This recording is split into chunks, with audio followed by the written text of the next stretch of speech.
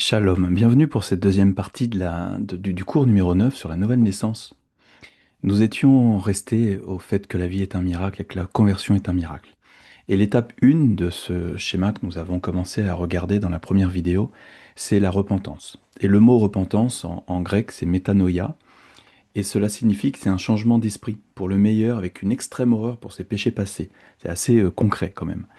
Matthieu 3, verset 2 nous dit repentez-vous, donc métanoïa, vous voyez, métanoéo, car le royaume des cieux est proche.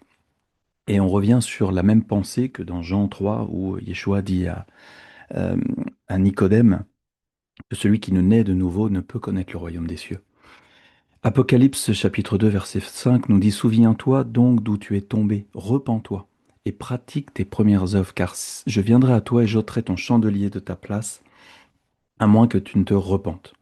En hébreu, se repentir, c'est le mot nacham qui signifie plusieurs choses. Être désolé, être consolé, consoler aussi, être rempli de pitié, avoir compassion, regretter, se repentir. Et on va le retrouver ce mot dans Genèse 6,6 quand l'Éternel se repent, ou se repentit d'avoir fait l'homme sur la terre et il fut affligé en son cœur. Il y a une idée de vraiment faire du mal à Dieu quand on pêche. La repentance est un cadeau d'Élohim. À un moment donné dans notre vie, parfois, sans que nous sachions exactement pourquoi, une prise de conscience naît en nous. Nous commençons à nous interroger sur notre manière de vivre, sur nos choix, sur nos attitudes et les conséquences de nos actes. Nous avons la conscience d'avoir fait du mal, d'être éloignés de la volonté d'Élohim et d'avoir besoin de revenir vers lui. Parfois sans le connaître. La prière que nous entendons souvent dans les témoignages est « Je ne sais pas si tu existes, je ne sais pas qui tu es, mais révèle-toi à moi ». Et Dieu évidemment le fait. Cette prise de conscience produit une profonde tristesse, non pas simplement le regret des conséquences de nos actes, c'est important ce que je dis, mais le remords d'avoir offensé Elohim et d'avoir agi contre sa volonté. La différence est importante. Le regret peut nous amener à dire je suis désolé parce que ce que j'ai fait m'a causé des problèmes, m'a causé du tort. Mais le remords nous conduit à reconnaître j'ai mal agi, j'ai blessé Elohim et je dois changer de direction. La véritable repentance, teshuva, ne consiste pas seulement à ressentir de la peine pour le passé. Elle implique une reconnaissance sincère du péché, une demande de pardon et un changement concret de comportement. Les actes qui suivent ne sont pas les mêmes. Le regret peut rester sans conséquence, alors que la repentance produit un retour vers Elohim et une transformation de vie. C'est pourquoi Paul écrit dans 2 Corinthiens chapitre 7 verset 10, la tristesse selon Elohim produit une repentance à salut dont on ne se repent jamais, tandis que la tristesse du monde produit la mort. La repentance véritable est donc l'œuvre d'Elohim dans notre cœur, c'est ça le cadeau. Elle nous permet de voir notre état, de reconnaître notre faute et de revenir vers lui. Le regret pourrait dire j'aurais aimé que cela ne se passe pas ainsi. Le remords dit j'ai conscience d'avoir mal agi. Et la repentance dit j'ai mal agi, je reviens vers Elohim et je change de chemin. Tout est dit. Pour obtenir la faveur d'un faux Dieu dans les domaines du travail, de la réussite ou de la famille, certains participaient à des rites idolâtres, incluant la prostitution sacrée. On le retrouve régulièrement dans la Bible et même dans l'histoire. Ils croyaient recevoir une bénédiction, mais selon la Bible, cette promesse cachait un piège spirituel. Derrière chaque idole se dissimule une puissance opposée à Elohim, dont le but est de détourner, asservir et détruire. L'idolâtrie éloigne ainsi l'homme de Dieu, d'Elohim, par deux grandes voies, l'immoralité sexuelle et les pratiques occultes. Je change en même temps. Hop. Les pratiques ont changé, mais les péchés restent les mêmes. Donc j'ai fait un petit schéma ici avec cette représentation d'un temple idolâtre avec deux piliers. Le premier pilier qui est l'immoralité sexuelle et le second qui sont les pratiques occultes. Et à savoir que quand nous péchons sur un des piliers, obligatoirement nous rebondissons sur le second. C'est mathématique. Un exemple très parlant se trouve dans l'histoire de Balaam et Balak, que vous pouvez retrouver entre Nombres chapitres 22 et 25. Balak, qui est le roi de Moab, demande à Balaam de maudire le peuple d'Israël. Pourtant, malgré les demandes répétées à Balak, Balaam n'est pas capable de prononcer une malédiction contre Israël. Au contraire, Elohim le pousse à bénir son peuple à 3 reprises. Face à cet échec, Balak demande encore à Balaam de lui donner un moyen d'affaiblir Israël. Et Balaam comprend alors qu'il ne peut pas vaincre un peuple béni par Elohim par une malédiction directe. Il lui conseille donc une autre stratégie, pousser Israël à tomber lui-même dans le péché. C'est ce qui est écrit dans Nombre 25, au verset 1. Israël demeurait à Sittim, et le peuple commença à se livrer à la débauche avec les filles de Moab. Vous vous rendez compte, c'est le même roi hein, que Balak. Elles invitèrent le peuple au sacrifice de leur Dieu, et le peuple mangea et se prosterna devant leur Dieu. Donc ils ont péché sur plusieurs choses, évidemment la débauche avec les filles, mauvaise sexualité. Elles l'ont forcé, elles invitèrent le peuple, c'est pas vraiment forcé, mais à aller au sacrifice de leur Dieu, immoralité occulte. Et le peuple mangea donc des viandes sacrifiées aux idoles. On va retrouver ce passage et cette interdiction dans Actes chapitre 15, et se prosterna devant leur Dieu. Donc l'adultère spirituel est là. Ainsi, Balaam n'a pas réussi à faire tomber Israël par une malédiction venant de l'extérieur, mais il a cherché à provoquer sa chute en amenant le peuple à se détourner lui-même d'Élohim. Cet épisode nous enseigne une réalité spirituelle importante. L'ennemi cherche souvent moins à nous combattre directement qu'à nous amener à ouvrir une porte par notre propre désobéissance. L'étape numéro 2, eh ben, elle est évidemment la suite logique de l'étape numéro 1. Quand on reconnaît qu'on a des remords d'avoir péché, la seule façon, le seul chemin pour venir à la repentance et au pardon total de Dieu, c'est la foi en Yeshua. Et la repentance n'est pas une option pour la nouvelle naissance, elle en est le point de départ. Reconnaître son péché et se détourner de sa mauvaise voie constitue la base de toute véritable conversion. Sans repentance, pas de conversion. Sans conversion, pas de salut. Mais le salut par rapport à quoi et par rapport à qui? Le salut consiste avant tout à être réconcilié avec Elohim, dont le péché nous a séparés. Il nous sauve de la condamnation due à notre rébellion, de l'esclavage du péché et de la puissance des ténèbres, pour nous faire entrer dans son royaume et dans la vie éternelle. Vous vous rappelez que c'est le but ultime de notre vie. Lorsque cette prise de conscience survient, beaucoup ne connaissent presque rien de la foi biblique. D'autres, au contraire, ont accumulé de nombreuses connaissances religieuses, traditions ou doctrines humaines. Pourtant, ni l'ignorance ni la connaissance religieuse ne peuvent produire la nouvelle naissance. La foi véritable est avant tout une rencontre personnelle avec Elohim fondée sur sa parole. Elle ne repose pas sur des traditions, des émotions ou un simple héritage religieux, mais sur la confiance en ce qu'Elohim a révélé dans les Écritures. C'est pourquoi croire intellectuellement à l'existence de Yeshua ne suffit pas. Jacques écrit même au chapitre 2, verset 19, Tu crois qu'il y a un seul Elohim, tu fais bien. Les démons le croient aussi et ils tremblent. Donc le croire est bien, mais croire en hébreu veut dire mettre en pratique et en obéir. C'est pas juste croire, c'est croire et obéir et changer sa vie et suivre Yeshua. Les démons savent qu'Élohim existe, mais ils ne lui obéissent pas, ils ne se soumettent pas à son autorité. La foi qui sauve est donc plus qu'une simple adhésion intellectuelle. Elle conduit à la repentance, à l'obéissance, à une transformation de vie. La vraie conversion commence lorsque l'homme ou la femme reconnaît son péché, se détourne de son ancienne voie et place sa confiance en Yeshua comme Seigneur et Sauveur. Sans repentance, il n'y a pas de véritable conversion. Sans conversion, il n'y a pas de salut. On répète un petit peu ce qui s'est dit autre chose, mais c'est important. 1 Corinthiens 15, verset 1 dit, Je vous rappelle, frères, l'évangile que je vous ai annoncé, que vous avez reçu, dans lequel vous avez persévéré, et par lequel vous êtes sauvés, si vous le retenez tel que je vous l'ai annoncé. Autrement, vous auriez cru en vain. Je vous ai enseigné avant tout, comme je l'avais aussi reçu par le Messie, que le Messie est mort pour nos péchés, selon les Écritures, qu'il a été enseveli et qu'il est ressuscité le troisième jour, selon les Écritures. Nous avons donc besoin de Yeshua pour recevoir le pardon de nos péchés. Son sacrifice à la croix rend possible notre réconciliation avec Elohim, mais ce pardon doit être accueilli avec un cœur sincère et repentant. Il est alors nécessaire de confesser nos péchés. Certains appellent cette démarche une cure d'âme, d'autres une prière de repentance, peu importe le terme employé.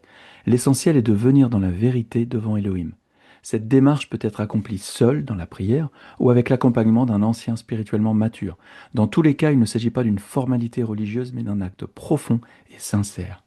La confession doit être spécifique. Nous ne disons pas seulement Seigneur, pardonne mes péchés, mais nous reconnaissons concrètement nos fautes. Peut-être pleurerez-vous amèrement devant Elohim, peut-être trouverez-vous simplement les mots pour lui parler avec simplicité. Peut-être encore que l'Esprit vous rappellera des péchés oubliés, enfouis ou honteux. Cela fait partie du processus de guérison et de restauration. Lorsque ces choses remontent à la surface, il ne faut pas les fuir, mais les présenter au Seigneur en lui demandant pardon. Cependant, la repentance ne concerne pas seulement notre relation avec Elohim. Yeshua nous enseigne également à régler ce qui doit l'être avec notre prochain. Dans la prière du Notre Père, nous demandons « Pardonne-nous nos offenses, comme nous aussi nous pardonnons à ceux qui nous ont offensés ». Matthieu 6,12. Ainsi, nous devons demander pardon aux personnes que nous avons blessées, lorsque cela est possible et approprié, mais nous devons aussi pardonner à ceux qui nous ont fait du mal. Le pardon reçu et le pardon accordé sont intimement liés dans la vie du croyant. À ce stade, certains disent peut-être c'est impossible, c'est trop difficile, et c'est vrai. Humainement parlant, cela est très difficile. Et pensiez-vous que cela se ferait sans combat, sans larmes et sans renoncement? La repentance véritable coûte à notre orgueil, mais elle ouvre la porte à la liberté. N'oublions jamais l'exemple de Yeshua sur la croix. Alors qu'il souffrait injustement et que ceux qui l'entouraient se moquaient de lui et le maltraitaient, il a prononcé ces paroles extraordinaires: Père, pardonne-leur, car ils ne savent ce qu'ils font. Quel amour, quelle grâce! Alors même qu'il était rejeté, Yeshua pardonnait. Par sa mort et sa résurrection, il a ouvert un chemin de réconciliation pour toute l'humanité. La puissance du pardon est l'une des plus grandes manifestations de l'amour d'Élohim. Lorsque nous recevons ce pardon et que nous apprenons à le transmettre aux autres, nos vies sont transformées. Les chaînes du passé tombent, les blessures commencent à guérir, et nous découvrons la liberté des enfants d'Élohim. Je ne l'ai pas écrit, mais je vous invite à relire Ésaïe 61. À ce stade, si nous acceptons réellement le pardon de nos péchés, alors Yeshua devient notre sauveur. Nous ne sommes plus seulement convaincus de certaines vérités bibliques. Nous entrons dans une relation personnelle avec celui qui nous a rachetés par son sacrifice. Pour beaucoup, le plus difficile n'est pas de croire qu'Élohim peut pardonner, mais d'accepter soi-même ce pardon. Certains restent enfermés dans la culpabilité, la honte ou les regrets liés à leur passé. Ils se disent: Élohim peut pardonner les autres, mais pas ce que j'ai fait. Pourtant, cette pensée ne vient pas de lui. C'est un piège qui cherche à nous empêcher de recevoir pleinement la grâce, le pardon, la miséricorde d'Élohim. Lorsqu'Élohim dit qu'il nous aime, c'est qu'il nous aime réellement. Lorsqu'Élohim dit qu'il nous pardonne, alors il pardonne véritablement. Sa parole est certaine et ne peut être remise en question par nos sentiments ou nos raisonnements humains. Nombre 23, 19 dit: Élohim n'est point un homme pour mentir, ni fils d'un homme pour se repentir. Ce qu'il a dit, ne le fera-t-il pas? Ce qu'il a déclaré, ne l'exécutera-t-il pas? Michée 7, 18. Quel Élohim est semblable à toi? Qui pardonne l'iniquité, qui oublie les péchés du reste de ton héritage? Il ne garde pas sa colère à toujours, car il prend plaisir à la miséricorde. Il aura encore compassion de nous. Il mettra sous ses pieds nos iniquités. Tu jetteras au fond de la mer tous leurs péchés. Tu témoigneras de la fidélité de Jacob, de la bonté à Abraham, comme tu l'as juré à nos pères au jour d'autrefois. Nos émotions peuvent varier d'un jour à l'autre, mais la parole d'Élohim demeure. Le pardon repose sur ce qu'il a promis, non ce que nous ressentons. Accepter le pardon d'Élohim, c'est donc faire confiance à sa parole plus qu'à notre condamnation intérieure. C'est reconnaître que le sang de Yeshua est plus puissant que notre passé. Si Elohim a effacé notre faute, qui sommes-nous pour la conserver et continuer à nous juger nous-mêmes? Cela ne signifie pas que nous minimisons nos péchés. Au contraire, nous les avons reconnus, confessés et abandonnés. Mais une fois pardonnés, nous devons croire que le Père les a réellement effacés. 1 Jean chapitre 1 verset 9 dit: Si nous confessons nos péchés, il est fidèle et juste pour nous les pardonner et pour nous purifier toute iniquité. La véritable foi consiste alors à accepter ce pardon avec reconnaissance et à marcher dans la liberté qu'il nous accorde. Le croyant n'est plus défini par ses fautes passées, mais par l'amour, la grâce et l'œuvre accomplie par Yeshua. L'ennemi veut constamment rappeler aux croyants son passé. Elohim, lui rappelle ce que Yeshua a accompli à la croix. Là où le péché a abondé, la grâce a surabondé. Le pardon d'Elohim n'est pas seulement une promesse, c'est une réalité offerte à tous ceux qui se repentent et placent leur confiance en Yeshua. À partir de ce moment-là, Yeshua est mon sauveur. Il a sauvé ma vie, mon âme pour l'éternité. Je fais une petite note parce que quand on parle de cure d'âme ou de prière de repentance, on a mis en place sur le site disciple de Yeshua.fr une rubrique cure d'âme. Je vous encourage fortement à aller lire et écouter les vidéos, partager même quelques textes qui y sont. Ça change des vies. La troisième étape est l'immersion dans l'eau. Les deux étapes suivantes sont probablement les plus simples, car elles relèvent avant tout de l'obéissance.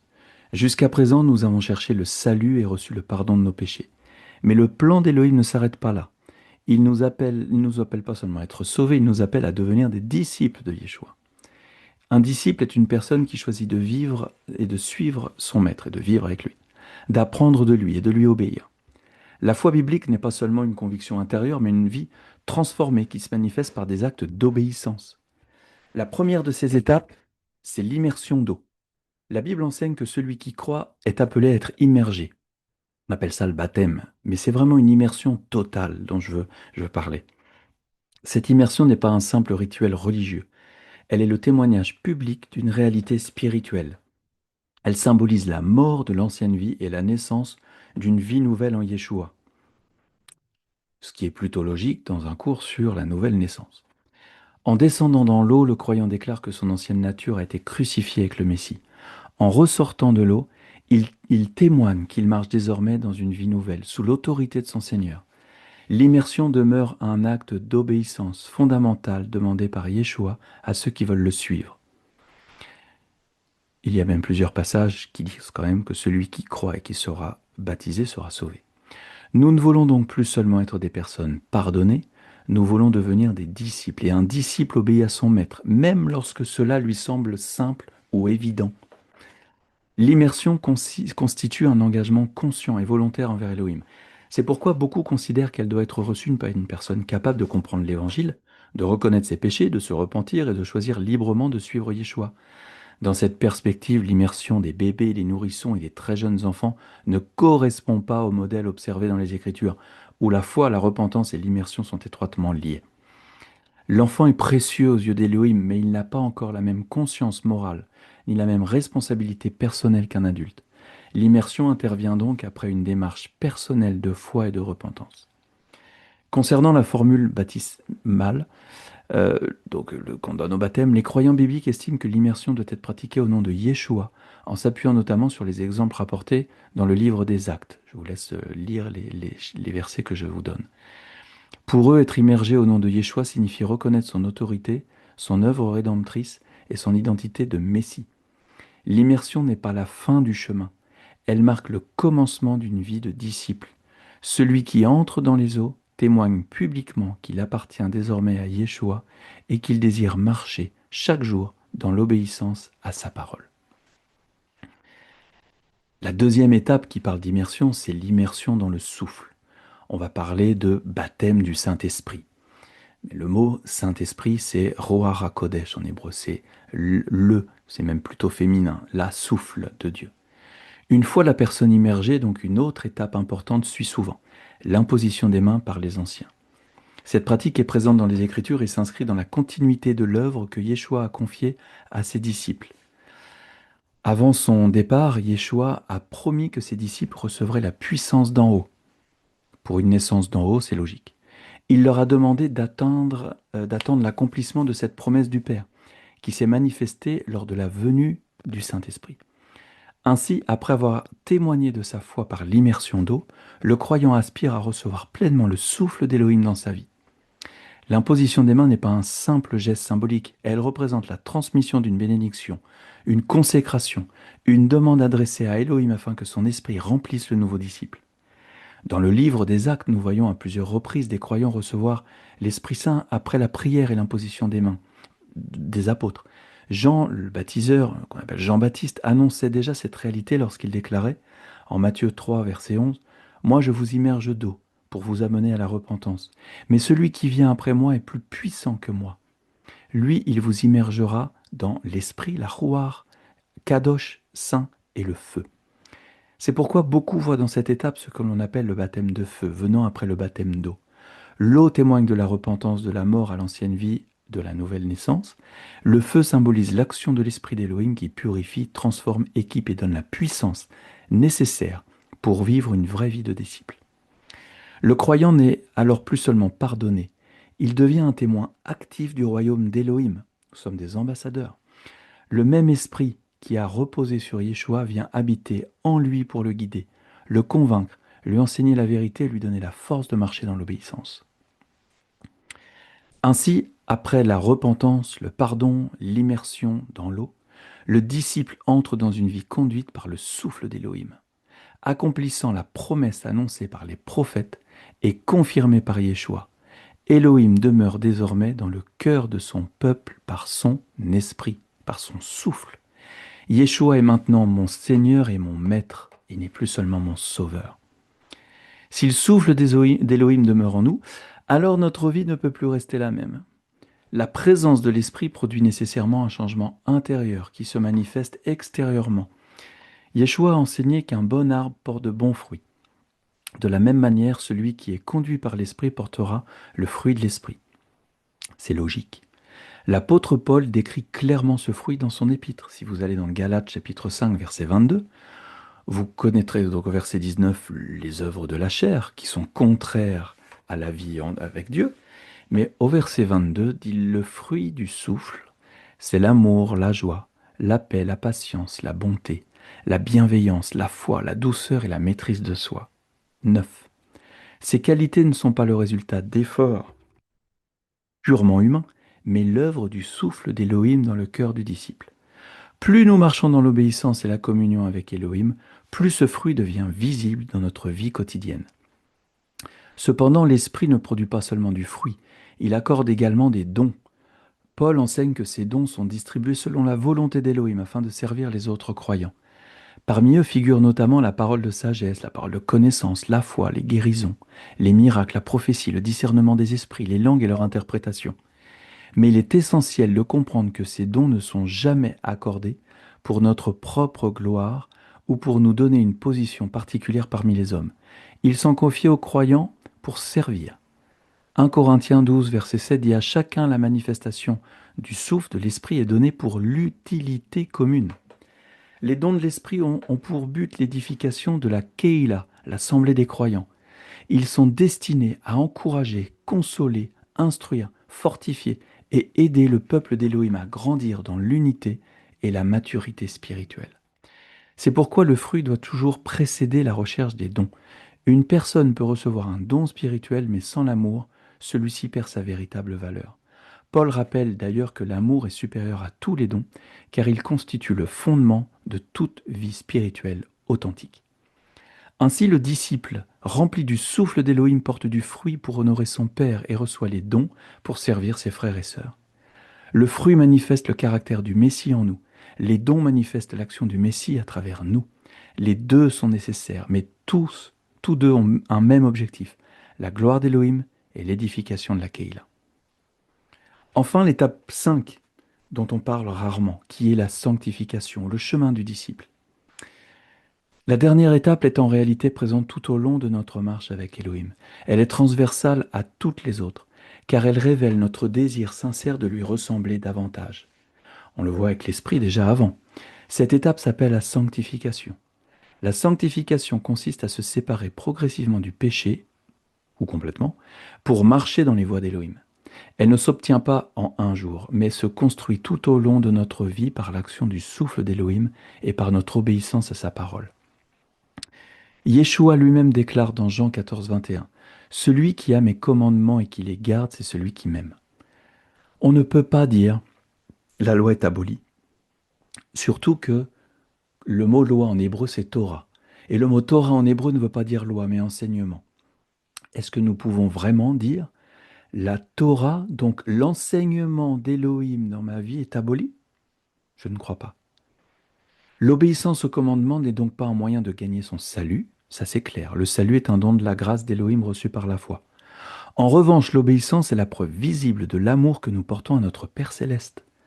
De la même manière qu'un parent reconnaît l'amour et la confiance de son enfant lorsque celui-ci lui obéit. Élohim se réjouit de voir ses enfants marcher dans ses voies. Un enfant n'obéit pas pour devenir le fils de son père, il obéit parce qu'il est déjà son fils et qu'il lui fait confiance. Les commandements d'Élohim ne sont pas destinés à nous priver de liberté ou de bonheur. Ils sont donnés pour notre protection, notre bien-être et notre bénédiction. Lorsqu'un père dit à son enfant de ne pas toucher le feu, c'est pas pour le frustrer, mais parce qu'il sait que le feu brûle. L'enfant ne comprend pas toujours le danger, mais le père, lui, le connaît parfaitement. Il en est de même avec Élohim. Lorsqu'il nous demande de faire certaines choses ou de nous éloigner de certaines pratiques, ce n'est jamais arbitraire. C'est parce qu'il connaît les conséquences de nos choix mieux que nous-mêmes. Ces commandements sont l'expression de sa sagesse et de son amour. À la fin de son ministère terrestre, Moïse résume cette réalité avec des paroles solennelles adressées au peuple. Dans Deutéronome 30, verset 19, « J'ai mis devant toi la vie et la mort, la bénédiction et la malédiction. Choisis la vie afin que tu vives, toi et ta descendance. Chaque jour, le disciple est confronté à ce choix.